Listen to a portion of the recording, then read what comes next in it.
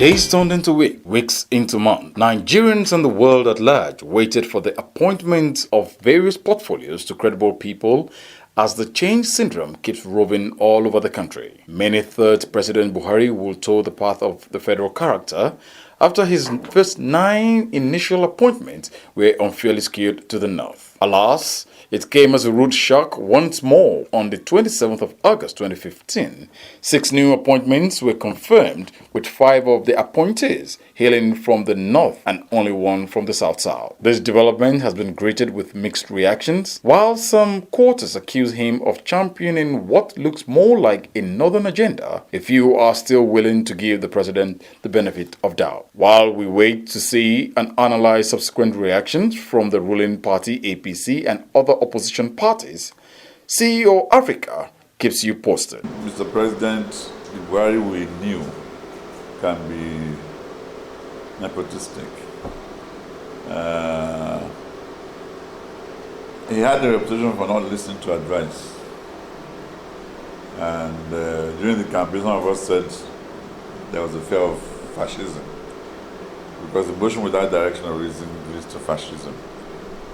But the slowness of his taking off convinced me that he's listening to advice.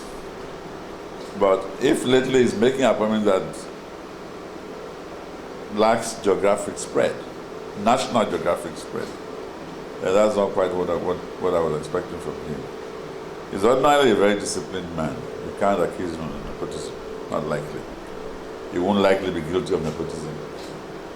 But that he was slow in taking off, for me, meant he was listening to advice, unlike the Buhari we knew in those days. But if the appointments are coming out and they seem sectional and they're lacking geographic spread, then I'm worried. I hope they're not lacking intellect and character as well. Because 3, for me, factors that will make for good appointment will be intellect, character, and geographic spread, national geographic spread.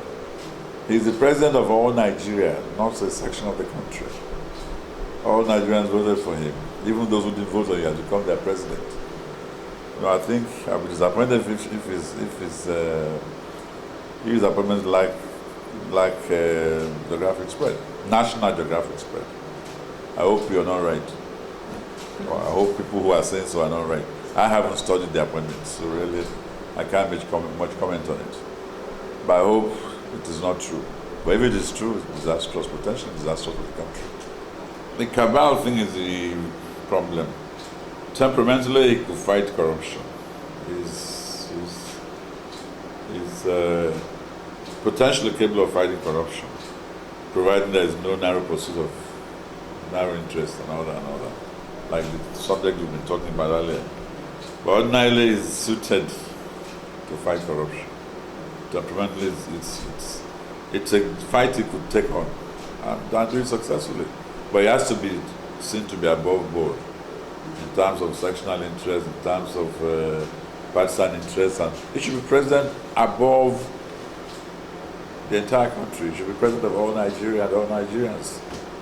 It should be peace in the land, justice for all Nigerians. That should be his theme. Justice to all Nigerians, all sections of the country, and peace in the land. And I'm sure he will succeed.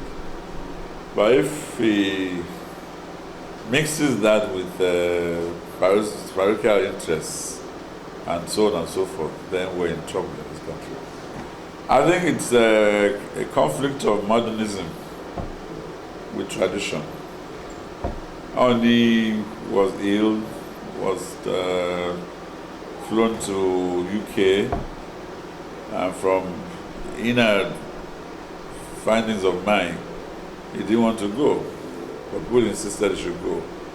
He got there the 6th day he got there. Woke up in the morning, and greeted everybody, and more or less closed his eyes and was gone. And those who forced him to come said, this man said he didn't want to come home. This guy said he didn't want to come home. And then, of course, modernism. A media man got the wind of it there and went to the world and said, oh, he's gone. Tradition requires some processes before you announce the death of another. they had not done that. They had not even told them at home. You know, I'm sure it was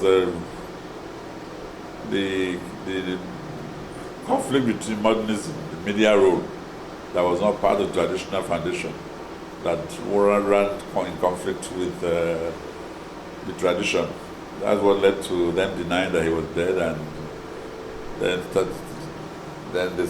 they embarked on their traditional processes before they now admitted he was dead.